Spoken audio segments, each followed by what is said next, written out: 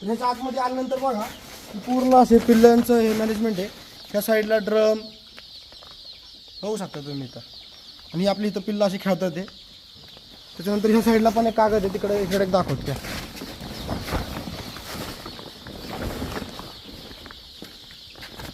तर असं मॅनेजमेंट आपण केलं पाहिजे. तुम्ही अजून एक गोष्ट तुम्हाला दाखवतो त्याकडे.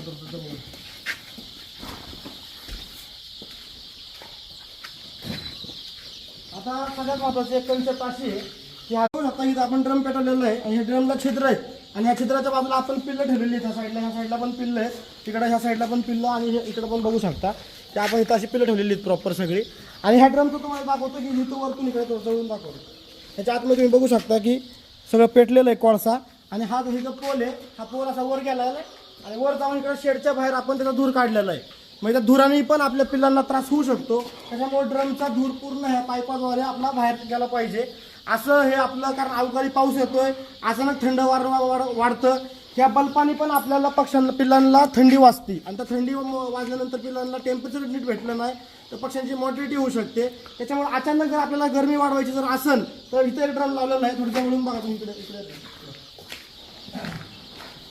तुम्ही बघू शकता. त्या साईडला पण एक ड्रम लावलेला आहे तसाच, तिकडे पण त्याचा पण धूर असा पूर्ण बाहेर चाललेला आहे आणि त्याच्या भोवती असे सगळे आपण पिल्लांचं ब्रूडिंग करून ठेवलेलं आहे. आणि ह्या साईडला तुम्ही बघू शकता की असं इकडे पण ड्रम ठेवून इकडे पण आपली अशी पिल्लं ठेवलेली आहेत.